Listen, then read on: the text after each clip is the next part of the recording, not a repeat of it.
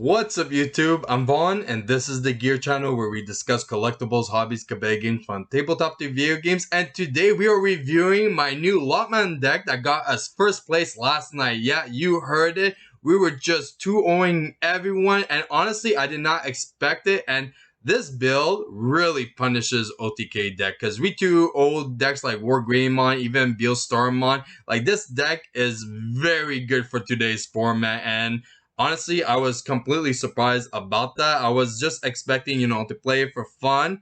And I know, like, we did some changes, especially that we did hit the one ban card. But besides that, I didn't think that it was going to be that impactful in the changes that we did. But there was also a few stuff that we took out to replace. But besides that, this deck is just very like autopilot. There's pretty much only one thing that you have to keep in mind that we're going to get into in a minute. But besides that, this thing just spams security. It controls your security. You can just pretty much wipe your opponent's board, and you just keep on poking with your Lopmon, so they just go down in security, and you win the game. Like, it's incredible. Like, it's very hard for your opponents to actually OTK you against this deck.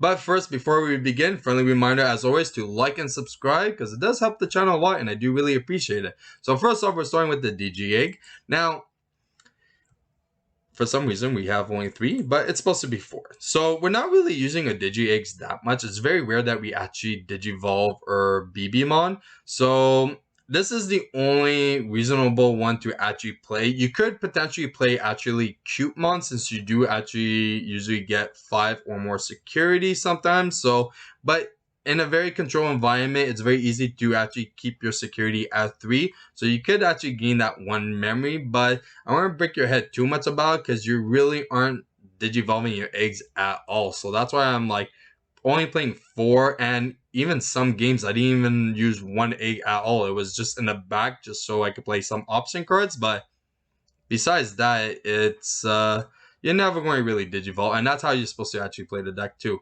So we're going to start with the main deck. So the first thing that we're going to talk about is, oh, that's why, because I'm double clicking, that's why I kept on minusing. So we have 4 of the Lopmon from EX2. Now let me tell you, the one rule in this deck is quite simple. Do never ever digivolve your eggs with this Lopmon, okay? Leave this guy in your hand as long as you can. Don't try to rush it out. You always want him in your hand constantly, so you could actually just spam your security. So as soon as you get like your Sue out, then you start recovering your security. So make sure you always leave your Lopmons in your hand at all times, or if it's in your security, try to grab it right away as well. The whole deck is focused on you having Lopmons in hand. So then we have the other Lopmon, which honestly we're playing 4 of, and this one is just ridiculous, okay? Now, if you're not familiar, you look at the top card of your security stack, you may add that card to your hand, then trigger draw a card. But the thing is that, so it doesn't shuffle the security.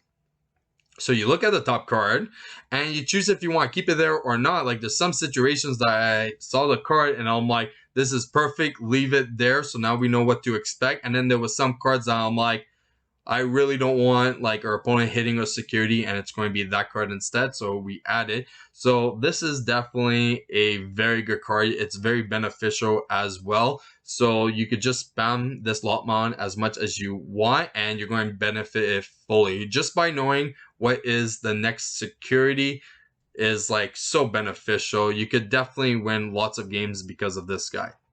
Next, we have only 2 of the structure deck Lopmon, because it's actually 4,000 DP, which is quite high. So we could digivolve over eggs. We could also hard play if we want as well. So we're only playing 2. It's not necessary to play more. It's just that little extra quirky that we can synergize with the deck. But 4,000 DP, surprisingly, this gets over a lot of stuff. So very good. Now we have some level 4 or hybrid. So yeah, we're playing 4 of Kazemon because we have a lot of tamers that we're going to digivolve over. So this one's definitely mandatory to have 4. Sometimes I actually digivolve over my Lopmons as well, just to get that extra draw. Why not? Since most of the time we have so much memory, so it doesn't really matter. So we have also Zephimon. probably mispronounce it, but definitely mandatory. You have to max out on all the hybrids that you can. So, and also surprisingly, the Digivolution effect to actually gain 3000 DP if you Digivolve over a hybrid is quite good. And also sometimes if you want extra draw power, you could actually Digivolve your previous hybrid for only one memory. So you could get like a few recycling going, which is quite good. So then we have 2 Antilomon. Now, let me tell you, okay, so I'm debating of switching this out for 2 Death Xmons.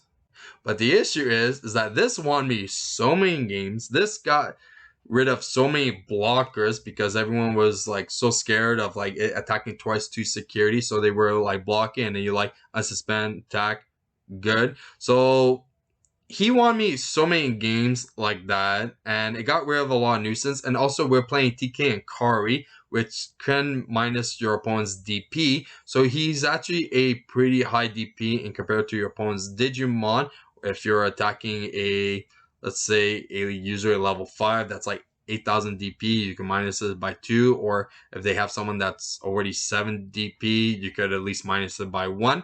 So this guy could actually potentially get over a lot of stuff. So that's why I'm still debating. But if I would change it, I would take this out for 2 Death Xmon, since it's kind of a grind game and your opponent does actually establish like a lot of Tamers and Digimon. So it would be very easy to just hard play the Death Xmon. Next, we have 1 Jet Selfie Mon. Now,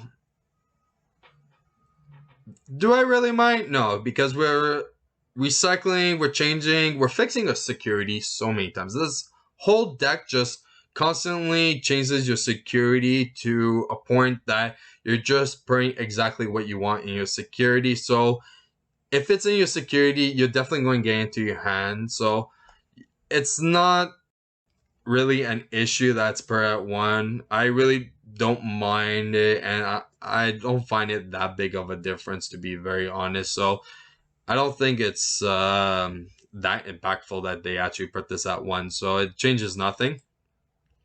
Okay, so we have 4 Sues, okay? Definitely mandatory to play 4 because so if it's in your security, you get to play a Lopmon. You could hard play instead of just playing your Lopmon, you could play this instead, and then that brings out Lopmon. But one thing to always remember is that the start of your turn, if you have 3 or fewer security, draw 1 card. If you have multiple of her, you could literally draw like for your draw like 4 cards. Like it's insane. This card is definitely amazing. You just cannot afford to forget to draw, because that extra draw power that you have, that what gives you like the biggest advantage and most control in your security, because it gives you more options of cards that could fix your security faster. So it's definitely an amazing card, and you have to play 4.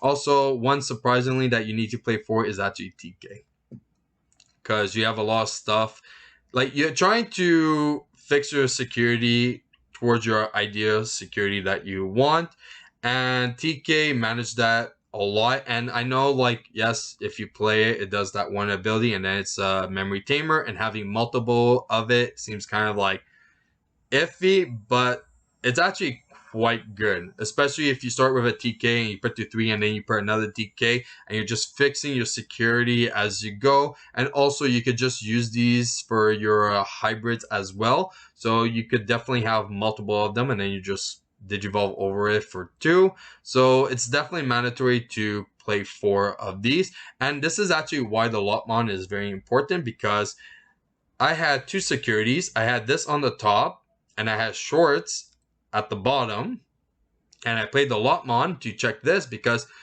this has to add a card. Okay, it's not optional. But if it's not a yellow card that you add, then you don't recover. So if my opponent attacked the TK, then I would added the shorts and I would have no security. So that's why the Lopmon is very important, because in situations like that, you could actually add and then plus as well. Next, we have 4 Zoes, which is not bad. Like I said, it definitely organizes the security, makes sure that there's none of the hybrids in it. And we are playing 9 hybrids, so it does actually see a lot of recovery as well. So it's definitely mandatory, I would say, to actually play this at 4. Like, you could get away maybe for one of the other tamers if you want to increase the other ones to short this, but from my experience, how you organize your security is very important in this deck. So maxing out on this with only a play cost of 3 is definitely really good as well. So I would still keep it at 4. Then we have Kari. Amazing card. This is a card that you could just spam, and trust me, as soon as you have 3 of these, this thing just passes your opponent's turn. If you have more, there was one point at the tournament that I had 4 of her, and just her opponent just after one attack just had to skip the whole turn, and we had a memory tamer, so we just start right away. Amazing card. You can also use it on a few of your stuff that you have of removing a security, so you could definitely trigger this as well. Or if you use the TK to add a card and recover, you could definitely use Kari since a card was actually removed. Now, speaking of cards being added to the security, there is the other carry, and this one we're actually playing at 2. Now, this is the one that you gain a memory when a card is added to the security stack, so it's quite good, especially with the Lopmons. We could definitely gain some memory, especially on our opponent's turn, so we're actually pretty all set with it, and it's also a memory tamer, which is not that bad, so I think at 2 is quite perfect. Next, we have TK and Kari. There's a lot of Karis in this deck. So, this, honestly, we're only playing it at 2. It's not really necessary to play more because majority of the time, you're actually going to have more security than your opponent because you just covered that much. Now, I actually use this a lot of times just to minus the 1000 DP, but if you actually manage to actually have less because your opponent goes out all first and before you start recovering, it's definitely a good card to have, especially to gain 2 memories. So I think just 2 is actually perfect. I don't think it's necessary to play more. After that, we have 4 Wyvern's Breath. Yes, we are maxing out on the big option card, so Wyvern's Breath literally gets rid of every single thing. Anything that's a nuisance, you just get rid of it like right away. So it's definitely a very powerful card. And also for like cards that's like what is it, armor, or even like the War Greymons towards to avoid deletion by trashing. If you do this, there's no getaway. It's still going to delete that Digimon because it's still going minus the 1500 DP. So if it's at 0, it's still going to die anyway. So definitely against those types of decks, this thing definitely gets rid of it. It's an amazing card, and it's definitely a good card that you could set up in your security very easily. And that's why we're actually playing them at 4, is so we have higher chances of actually getting them into our security because that's where we want them. But also there's many times I actually just hard played it because we had enough memory or we were in a very strong position that we could afford to play them. Now another good card is Swords. Now we're playing 4 of this because this thing just wipes your opponent's board.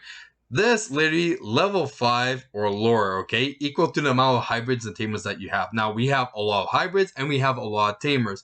This thing just blow ups all your opponent's Digimon. It's insane. Definitely maxing out on this as well. So we have the Wyvern's Breath for the really big Digimon, and then we have Swords for all the little Digimons. If they are spamming a bunch of rookies, we could definitely wipe everything all out. So it's a very strong card, and it's not that bad for a play cost of being 6. So if we actually have a carry out, we could actually just hard play it as well. But usually we try to get everything into our security instead, and this thing just wins games. It's so good. And then finally, for our last option, we have 1 Reinforcing Memory Boost, which honestly, it's alright.